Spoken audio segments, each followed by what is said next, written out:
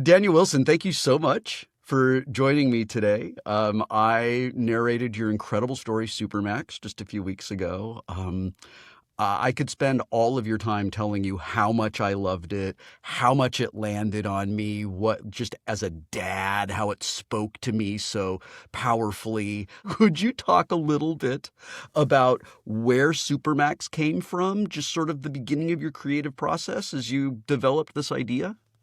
Yeah, sure. I'm first of all, thanks for having me on your podcast. This is awesome.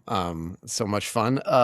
Yeah, so Supermax, I mean, it came from a lot of places. And for me, it's a really personal story too. I'm a dad. I have Okay. three kids. I have teenagers and little ones, and my wife's a child psychologist, and so I've kind of seen some of the more heavy stuff. I've seen that kind of intersect in my life. But where this really came from is I started out as a roboticist, right?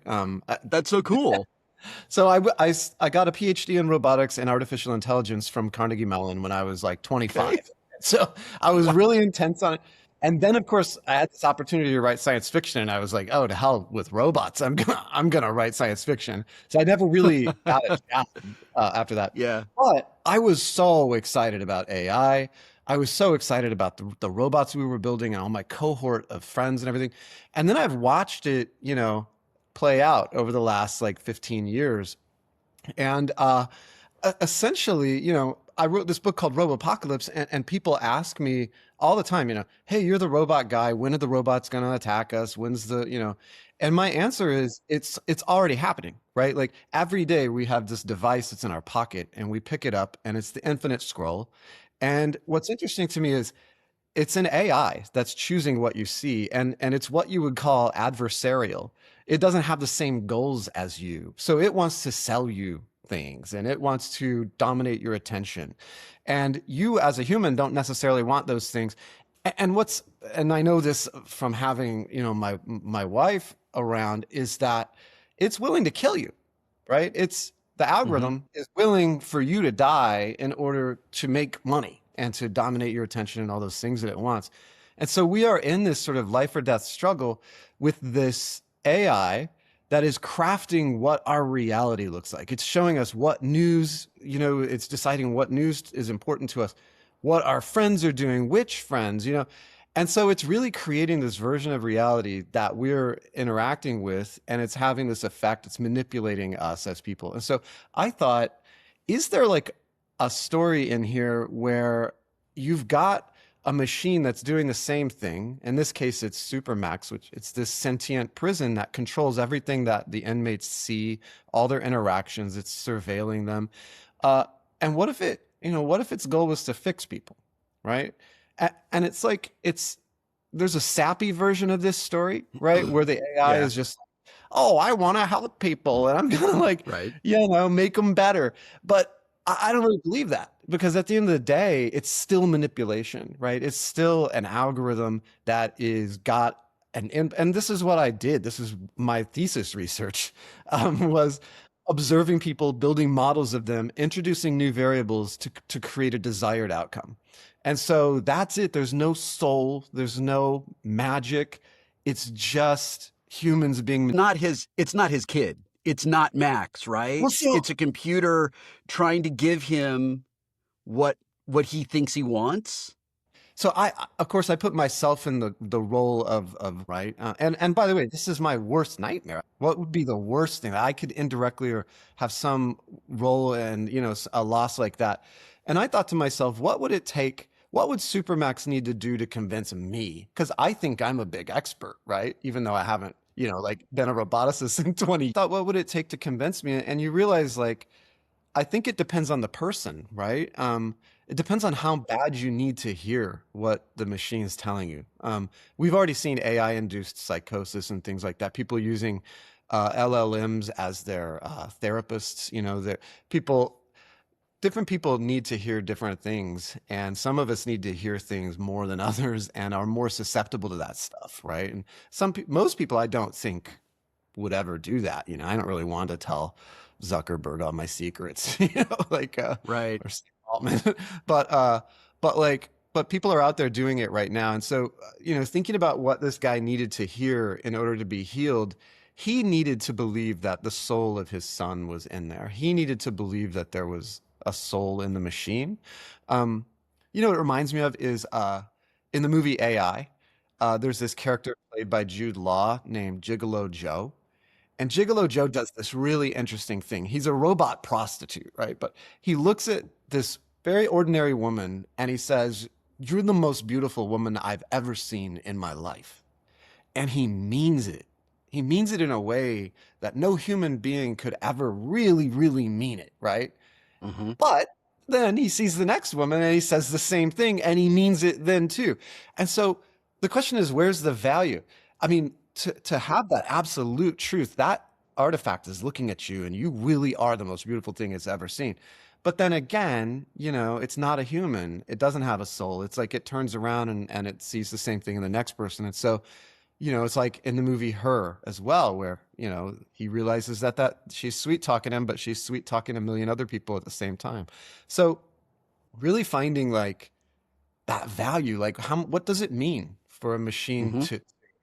to tell you the truth or to heal you or to put you through these things? And I don't know, that's what I was trying to play with, story.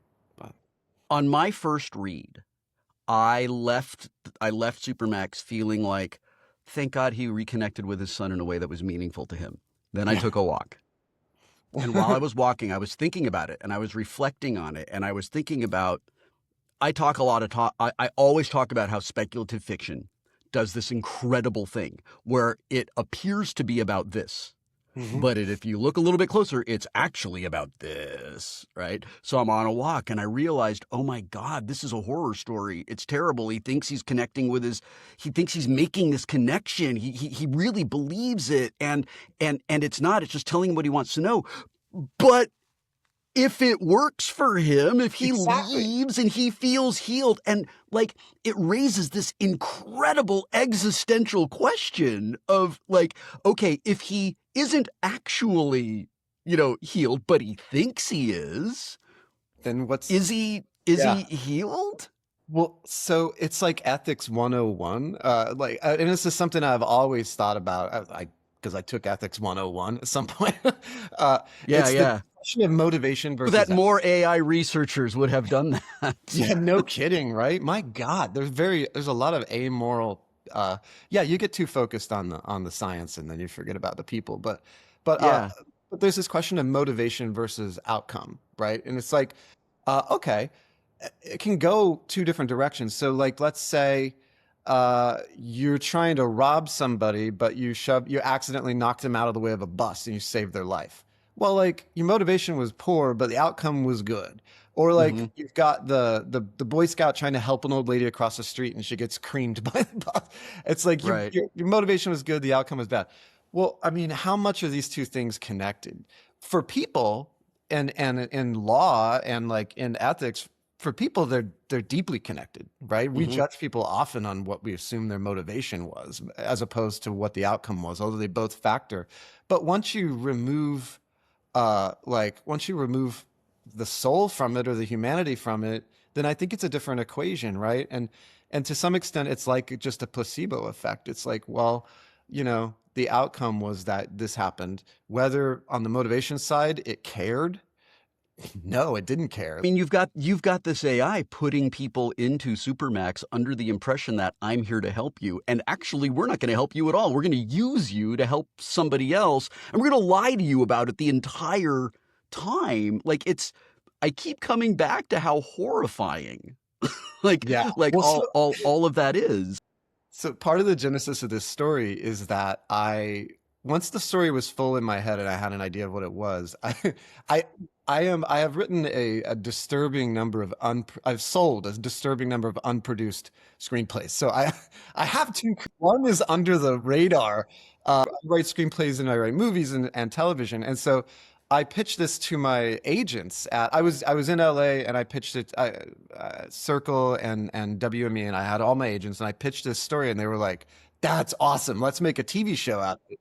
And so I sold that to Amblin TV and so we're still developing it. But yeah, it's like Severance and Squid Games. It's like Yeah. Oh man, that's Yeah, But bravo. I don't want it to be that dark, right? I mean, I honestly, I don't really. Squid Games is too dark for me, and Severance got too weird for me. Although obviously both of those shows are amazing, and I enjoyed them both. But um, I'm like, how can we do this where it's more of a voyage of discovery, like you're peeling back the fact, and then and maybe it's a kind of a Socratic, like it leads you to find out about yourself, like how can we think of a more optimistic angle? Because it is, if you look at it that way, it is totally horrific, right? Especially that it'll kill people, like the character Delmar, like when he realizes that his life really doesn't matter, like he's not the main character, that's what he needed to understand about himself in order to take responsibility for, and so it's really interesting to think of how different people could be healed in different ways and what a big Mhm. equation that would be for a machine to solve.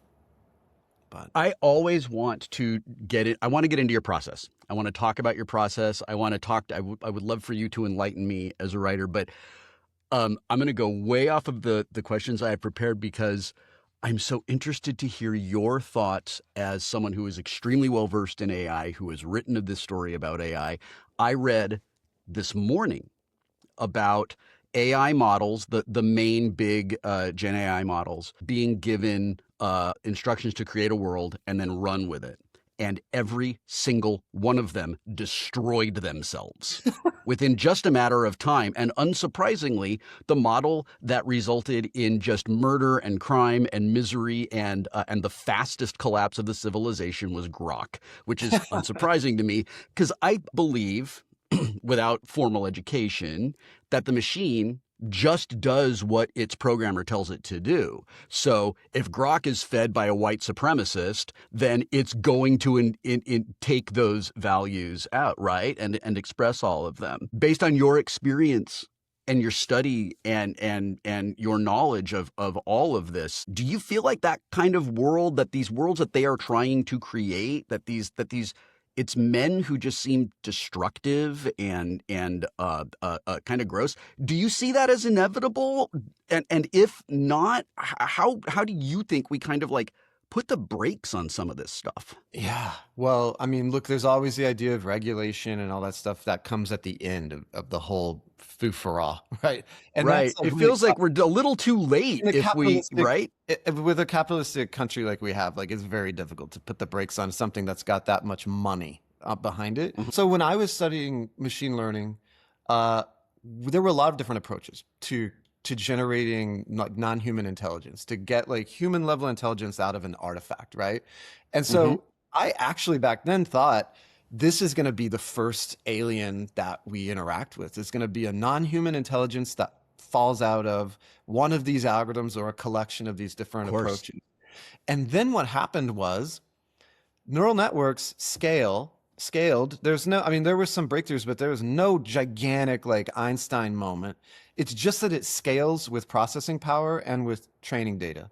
And so what happened was a few people in the world, Zuck, like these like very these men that are divorced from reality and have been for a long Mhm. time, they're the ones who have all the data. They're the ones who can afford all the processing power.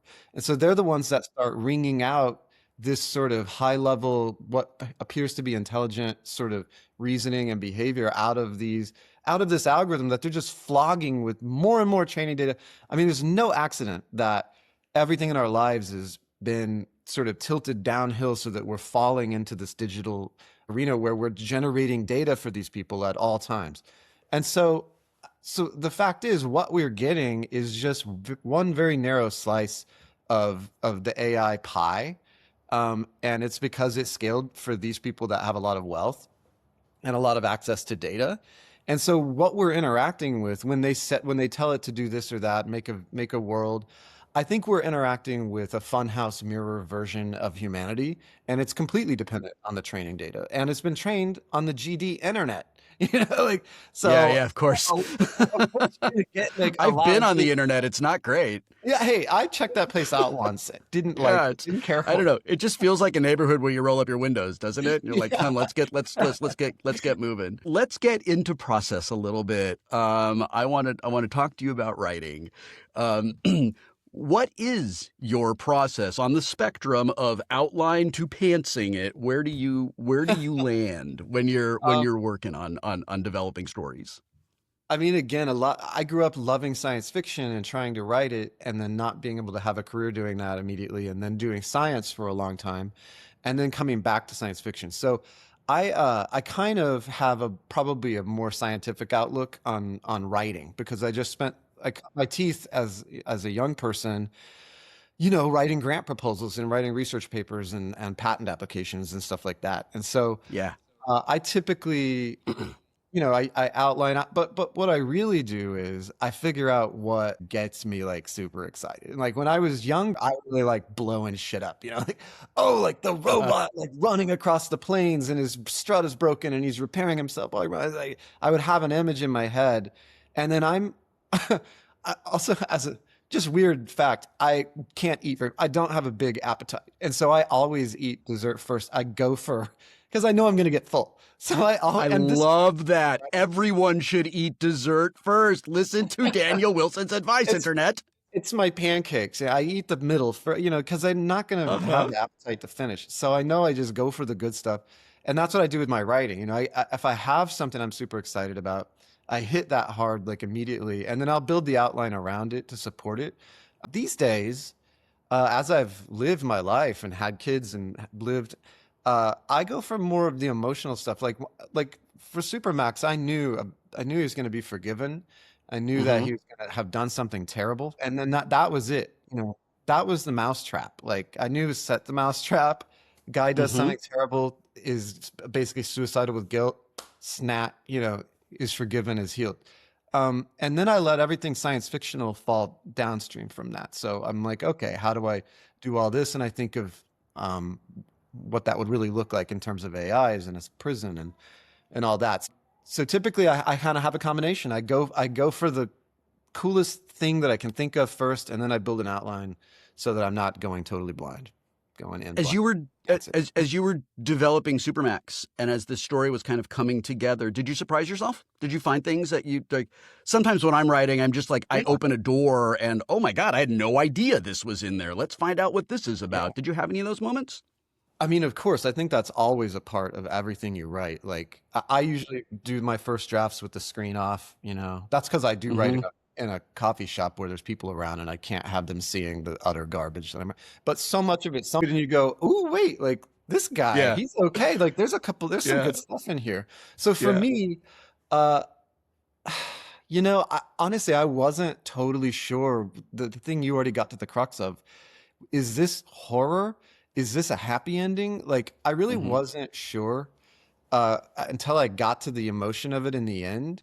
I didn't know if I wanted to have that moment at the end after he leaves where it all melts down again and you realize, like, oh no, there's a whole wall of these different people that are in here. And like, Yeah.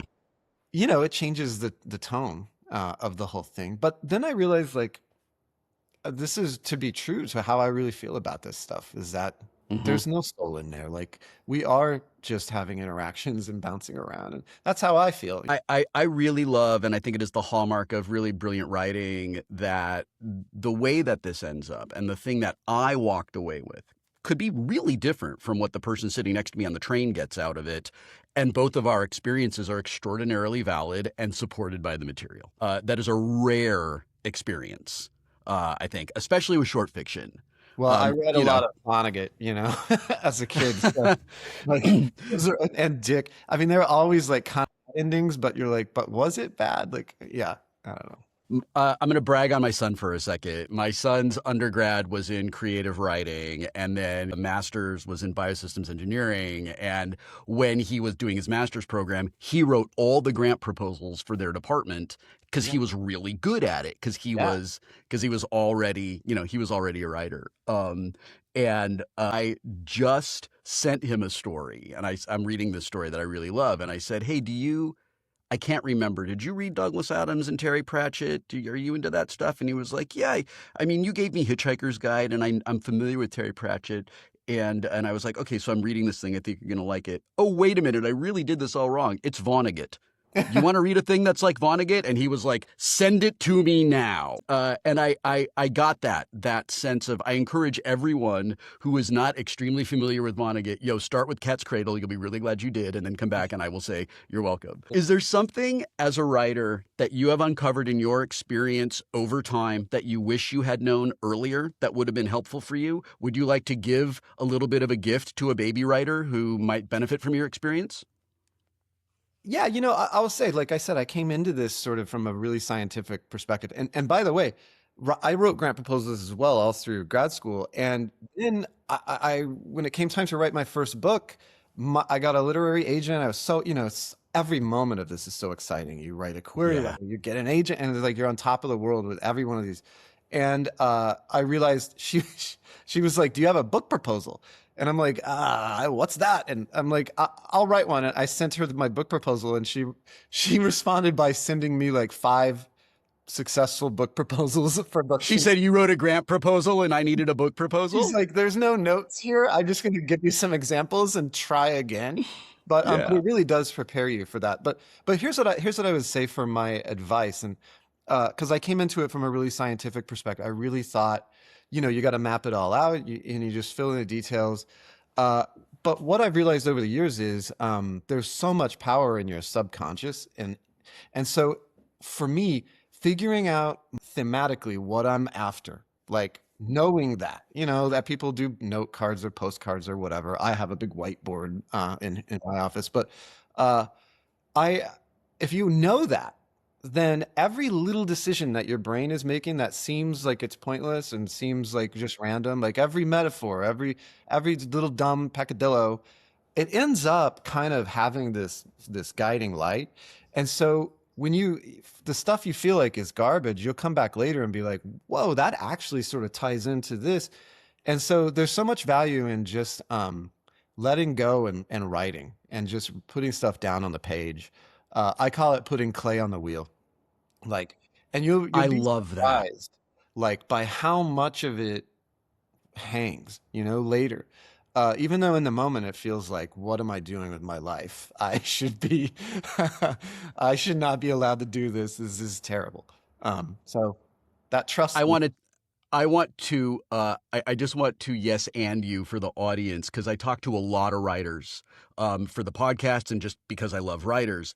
Every single writer I have ever talked to has said, yeah, I just take all of this garbage and pile it out in front of me. And I'm like, look at all my garbage. And then I start sorting through it. My friend Amy Berg, without whom the podcast would not exist, gave me the concept of this is your puke draft, man. You puke it all up.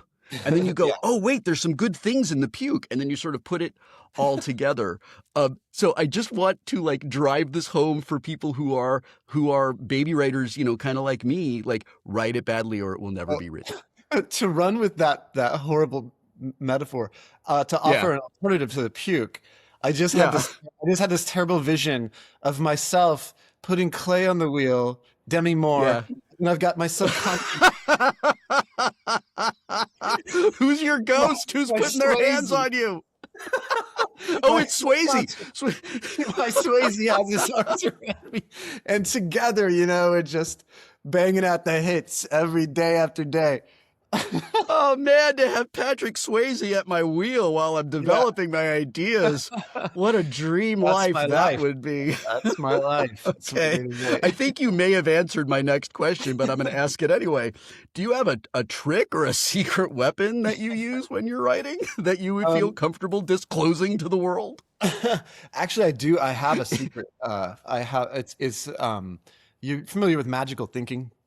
Right. Yes. So like, and they've done these experiments on magical thinking with like chickens.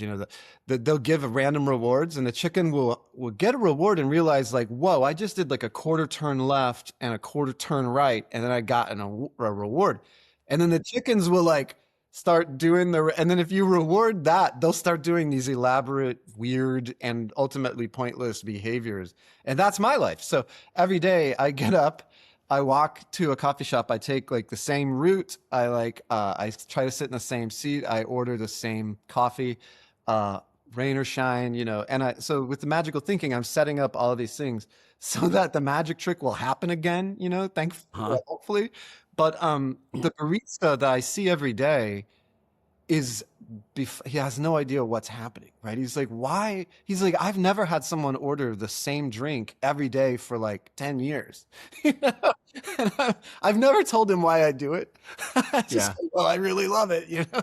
Yeah, I yeah, yeah. don't want to like Do you weird want to him. tell us what your will you tell us what your drink is? It's just a mocha. I mean, that's all. It's a lot of, also, I need chocolate in the morning to Okay. get, you know, Okay. to get the Yeah. mood. Yeah.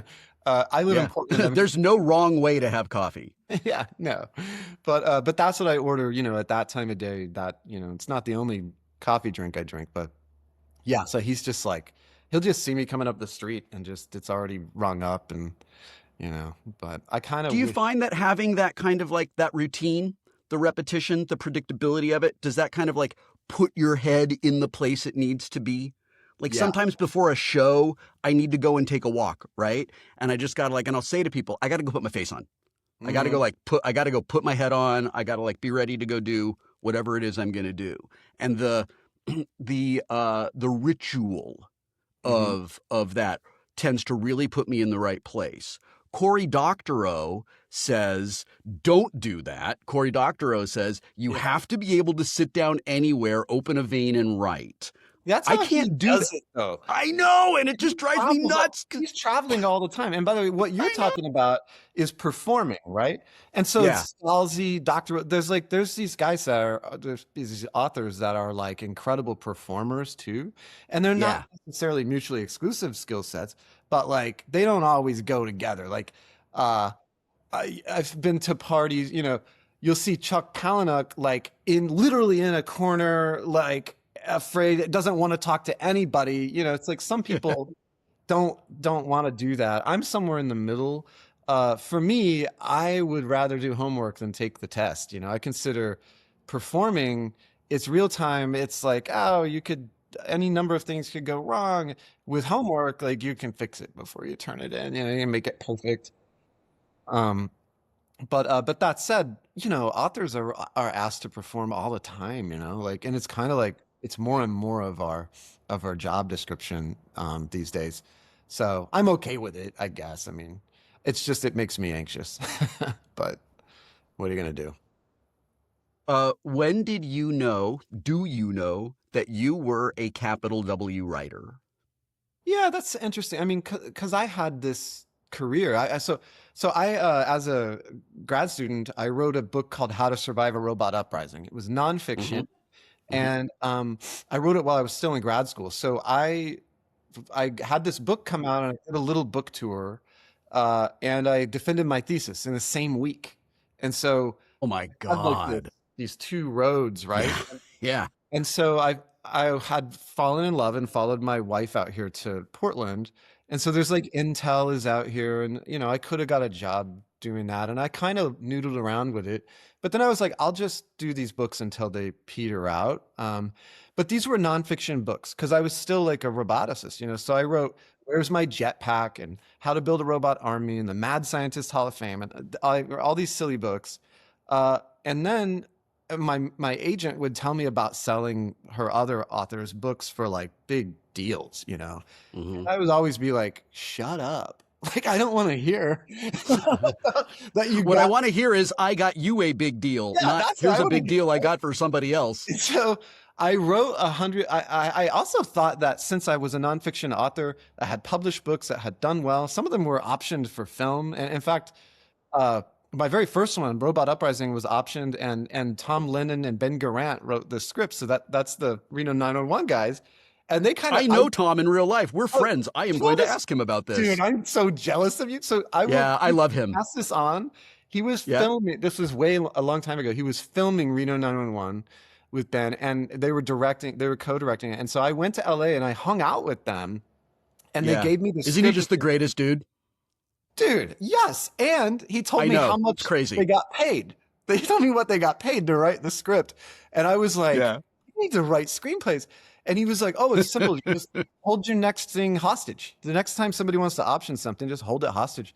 And so I did that with Nickelodeon and a book I wrote called Brojitsu, the martial art of sibling rivalry. And so I got into What writing a because great did all that.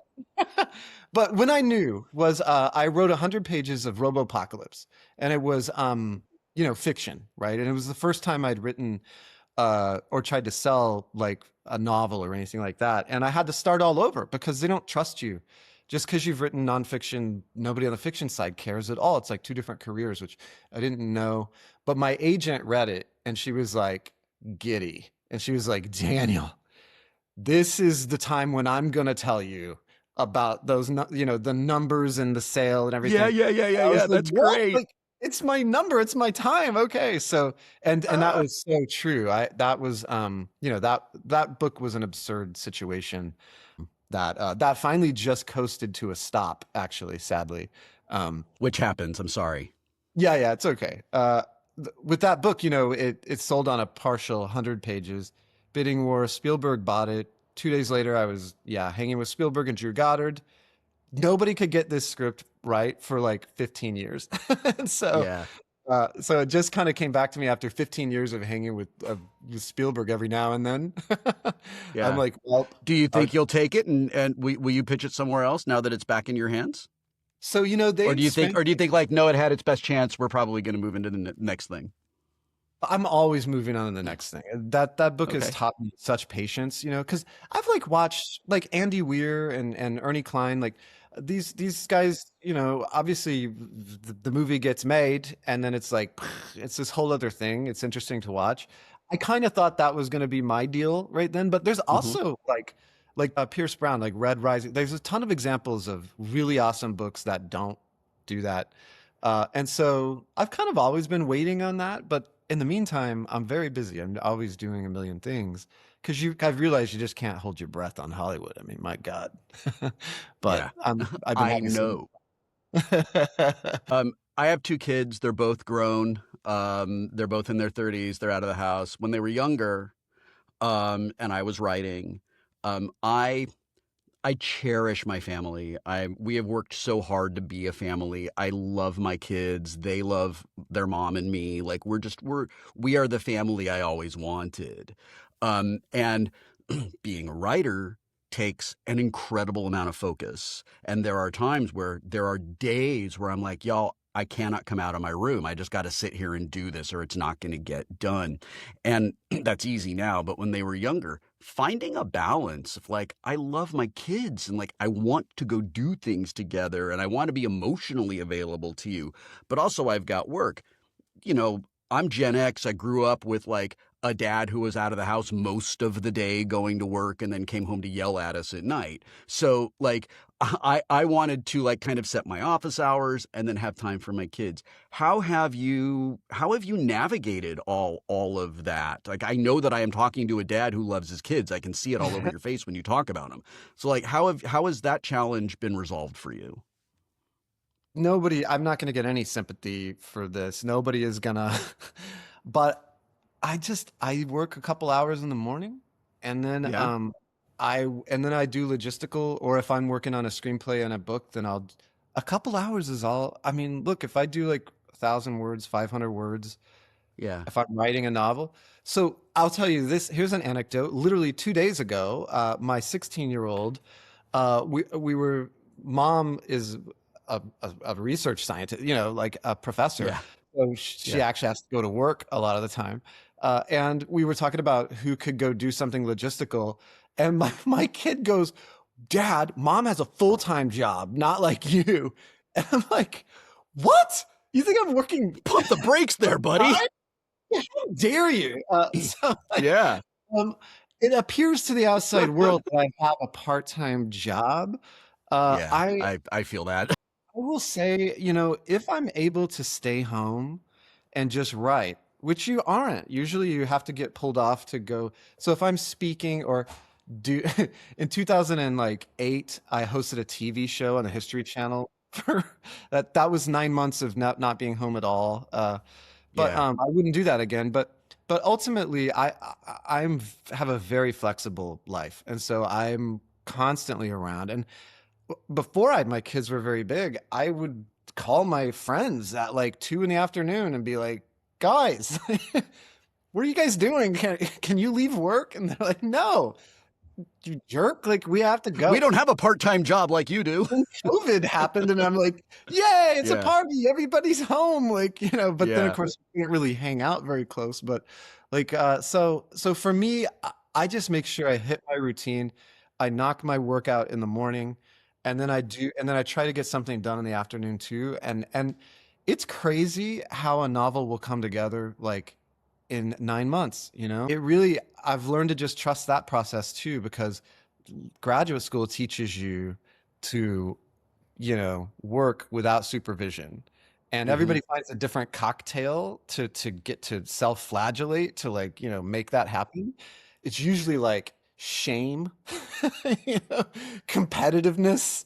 It's like this, Hunger's a good one for me. yeah, you can be pulled, but there's this feeling of like, God, I should be working harder. Why am I so worthless? And like over the years, I've just gotten too old to give a hoot. It is really reassuring for me to hear from you a lot of the same things that kind of run through my head when I'm doing my process. There is an enormous amount of my very real work that to someone looking at me, it does not look like work at all. It looks like I'm playing a game or I'm walking my dog or Yeah. I'm building a Lego set and I'm goofing off and I'm turning off all this other part of me. So the part that I really need just gets, I'm rerouting power to, Well, to this. this is a funny, so yeah, right? I think some people, it depends on how your brain is built, but like I live very internally. So if I'm walking somewhere, I'm in one of my stories. I'm watching it, Yeah, I'm talking same. to characters. And so, but from the outside world, that either looks like, people will project onto you what they think it looks like. Yeah. You're dumb. You're You're aloof. slack jawed, like, or you're ignoring me, or like, Hmm. or whatever. And so, like, I've got a kid, a 16-year-old who is very similar to me in this way. And when I was first starting to figure this out, I was like, why is my kid staring at the damn wall? Like, what is the I matter learned it with from watching you, Dad. camping? Yeah, I learned it from watching I you. learned it from you. Oh, those old drug PSAs. They Uh, were great. yeah, but so I slowly, because my instinct is to like be like, hey, you, like, come, focus, like, get into the world, look around you. Yeah, And then it's right. slowly dawning on me, they are in a world. They are looking around. They're doing a lot of stuff, but it just happens to be super internal, and it's not transparent to people that are around. And so yeah, so I've started to accept it. I'm like, okay, you learned it from watching me. You have been so generous with your time. I'm gonna get to the end of my list here. Just a couple other things that I really wanted to ask you about. Is there something that you are reading or listening to right now that you're enjoying that you are excited to share with other people? Yeah. So I write screenplays, and I also write books, and I'm just very visual, right? And also I'm thinking about all of that focus and all that's music is a huge part of it, right? What I'm spending a lot of time thinking about is these European directors, they go by Seth Ickerman, and they make these Okay. music videos for they Yeah. it's I've gone way down the synthwave like rabbit hole. Oh yeah, it's great. Like nostalgia to it, because I'm also, 80s kid, and like there's like nostalgia to it, but it's also like kick-ass music. It's very chill, you can work to it. And so Yeah. there's a group called Carpenter Brute, and they make these pretty intense synthwave songs. And so there's kind of a movie on Shudder called Blood Machines, and there's a new who started out as a music video made by Seth Ickerman, who are these two European guys. Uh, and it's like an extra long one. It's just like I've never. We've had 20 something 30 years of like Star Wars like crammed down our throat. I have never seen more beautiful, interesting science fiction visuals, like it's like complex themes that take thought, right? We're so used to just the same old shit. Like in terms of Yeah. these like, silver spaceships flying around. And look, that's great. Everybody loves it.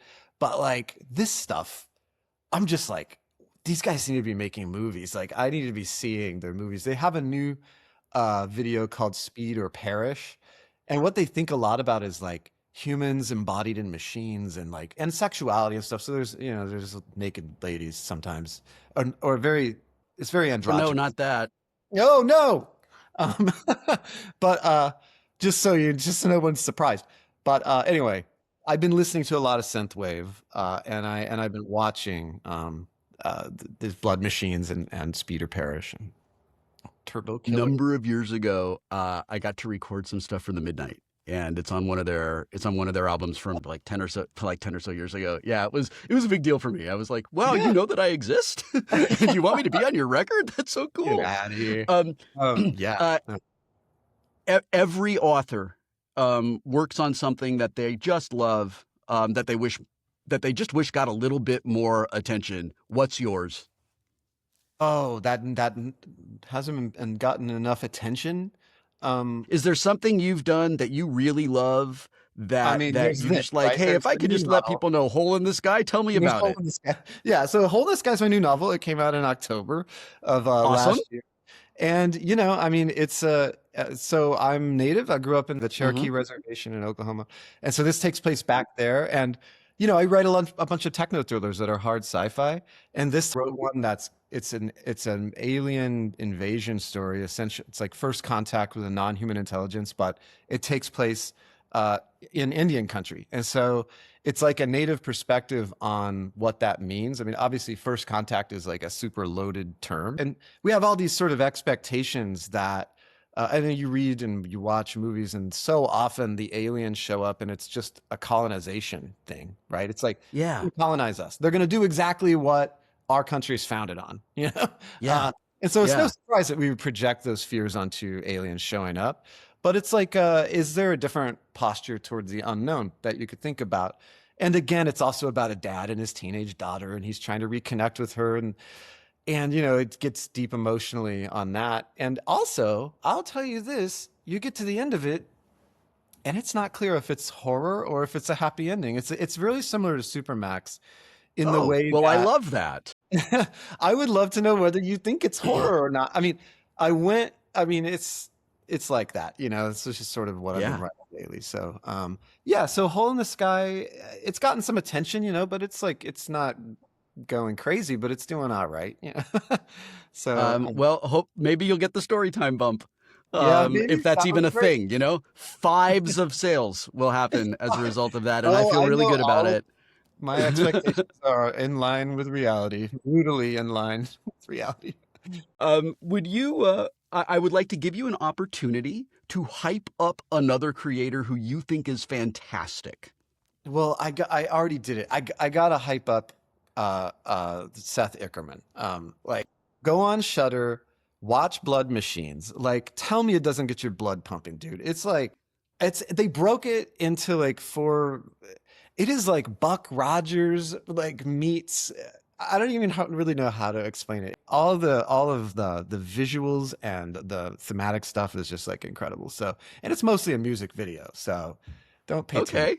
to the acting. I It's mean, just that is absolutely valid entertainment. I just wish more people saw it just because I'm ready for a new visual vocabulary for my science fiction. Would you now hype up yourself? um, look, I mean, I don't I'm too old Tell me to read. something. Tell me something. Tell me something cool you do that you're proud Okay. of that I'll tell makes you you something. happy. Okay. All right. I have one. On Monday, I am going to Paraguay. The U.S. State Department. This is just a cool. This is one of those downstream things from people reading your stuff. You put something into the world, and then sometimes random stuff happens. I'm sure your life has been full of awesome stuff like that. But so the U.S. State Department they'll choose authors sometimes, and they'll send them as speakers to be sort of. It's apolitical, by the way, but it's you Okay. go to these random places and you go to book fairs and you talk to everybody and you just kind of like are a good part, you're just like a normal person. You meet them, you're just an ambassador. So I'm going to Asuncion, Paraguay for a book fair, and giving some talks about science and science fiction. And I'm going to spend a week in Paraguay next week randomly. They called me 2 weeks ago. That's so cool. It's a government thing. So they're like, Yeah. Daniel, like we're willing to give you $200 a day. Like, whoa, Wow, that's incredible. but they're also Like sending just me. all at once without a receipt or anything? Oh my God, no, it's tons of receipts. So I did this one other time. I went to Algeria. I went to Algiers, North Africa, and Uh-huh. that was wild. And this is kind of it's the same sort of speakers program, run by the State Department. So look, I'm out there, serving our country. That's great. Um, Listen, I believe that cultural exchange is extremely important. I really do. I think that when we see one another as humans who enjoy, we're all afraid of basically the same things. We all love basically the same things. There's just the unnecessary, artificial, deliberately chosen differences that exist or all through ignorance. I think when we go around and we meet other people, and growing up in Los Angeles in the San Fernando Valley in such a pluralistic, immigrant heavy community, like that's normal for me. well, I that's am what I so love. used to wonderful mixtures of cultures all over the place. I love that you get to go participate in that. Well, I'm excited too. Well, in Paraguay, they have a large indigenous population, like, and so Hmm. everybody speaks like there's like this kind of pigeon between Spanish and Guarani, and so I love that. I'm a big advocate for like let's have indigenous representation in our science fiction. Of Like course. we love Absolutely. genre, we love alien invasions, we love robots. Where are the native people? Like, if we're talking about the future, you don't just always have to have native people in the past. Like, it's not all history. So. I'm pretty stoked to go down and see, what that culture looks like, where they're integrated into their indigenous population. And so yeah, I'm stoked. Also it's gonna be good food. So yeah, it's gonna be nice. Are you going to be exposed to any of their speculative fiction authors? Are you going to get to Yeah. experience? Are you going to get to bring home something that originated in South America that, I mean, like you get to bring it back? I'm doing a bunch of talks with writers and stuff. And so How I have like cool. a Spanish interpreter that's going to be doing it real Uh huh. time. It's going to be pretty cool. Yep. Yeah. So unfortunately, I only speak terrible high school Spanish, but, Uh huh. um, yeah, so I will get this chance to meet all of these writers. And there's a book called, Yo El Supremo that's kind of like, it's the Paraguayan like opus, right? And so I'm reading that right Oh, now cool. to try Okay. to get, at least get something under my belt in these 2 weeks that I have. But yeah, so I mean, That feels like something that most Americans don't do. Like I'm going to make the effort to understand where I'm going, where I'm being welcomed. That's great. What a wonderful representative of well, the with best of Algeria, it was us to go easy. and do With that. Algeria, it was Camus, right? Because they have such a Yeah, big influence. sure, So of like course. that, The Yeah. Stranger was written like that's the beach, like the Mediterranean right there. So Yeah, of yeah. course. And by the way, somebody calls you and says like, "Hey, do you want to go to Paraguay in 2 weeks?" Like, you gotta say yes, right? It doesn't. It's just like a Because cool you thing. mentioned it, I'd like to thank The Cure for inspiring me to read Camus in the first place in ninth grade. I never would have gone searching for The Stranger if not for their single Killing an Arab. Um, uh, Final two questions for you. Um, are you working on anything right now? What's next? Let's see. I'm adapting Hole in the Sky for Netflix right now. So I Awesome! Congratulations! thank you. Yeah, so I'm teamed up with Aggregate as my production company on this, and then Sterling Harjo is directing. So Sterling is shooting The Lowdown right now in Tulsa. He's a director, native guy, like awesome, old friend of mine. He did Reservation Dogs, that I Oh highly yeah, yeah, yeah, yeah, shout out on Hulu. And yeah. now he's hanging with his best friend Ethan Hawke in Tulsa, where I'm from. He's from a little south of Tulsa, but such a cool situation. And like, and don't talk to me about Tulsa King, all right? Because they film in Atlanta. And they pay lip Yeah, I service know. to Tulsa. The Lowdown, the Lowdown with Ethan Hawke. There's already one season out. It is like if you're from Tulsa, you don't see Tulsa represented very often. Maybe the outsiders, maybe like S.E. Hinton, but Right, right. like it's amazing. Like there's so many Easter eggs in there. It's so good. So I'm actually Sterling. If you're listening, I'm waiting on him to read the rewrite draft right Come on, now. Sterling, get on it. You're Well, he's slowing in us the down. middle of shooting a TV show. but that doesn't mean I'm not impatient. Uh, So, as you should be. yeah, so I'm hoping I maybe knew someday, you know. I knew Ethan Hawke a little bit when we were kids. He's Oh, one of oh, those actors who was just always there. It was Ethan and River Phoenix yeah, and me, and like we were kind of like always on auditions together. yeah. And he got roles that I wanted, and I got roles that he wanted. That is so. I've just watched his career go, and I just love him. I'm so happy for He's him. he's And very real, you know. yeah, he really, really is. And he loves He's Sterling. cut from the same cloth as Noah Wyle. Mm, They are very similar in their approach to like this art yeah, and the importance of it, and like they revere art, I think, in the way that not enough people do. yeah. There's something about that, like with Robopocalypse was a big novel. I could have written 10 more Robopocalypses. Like you could Mhm. always kind of like figure out the formula for what you're doing and kind of just hit it to maximize profits. But there is something about like, is that what I want my life to be, or do I want to investigate all these different artistic avenues and just build and grow and maybe not always maximize profits. But Yeah, of I love course. people who have successful careers, but who also go off and go down tangents and like just enjoy life, and have a bunch of different experiences rather than trying to just maximize some number on a spreadsheet. It is so validating and inspiring to me as an author, and in a lot of parts of my life, I'm an indie creator. And to hear that and to be reminded of that, I really hope that everyone listening to this who also exists in a creative spectrum hears that and internalizes it. That's really thank you for saying all of that. My final question is, where can we find you online? Yeah, I'm as I said, social media is trying to kill us. I'm not huge on it. Yeah, yeah. um, but Daniel It's a H. necessary evil, and I hate that. I know, right? I mean, I'm so not good at it either. DanielHWilson.com is my website. Great. And I Okay. have my email address is there.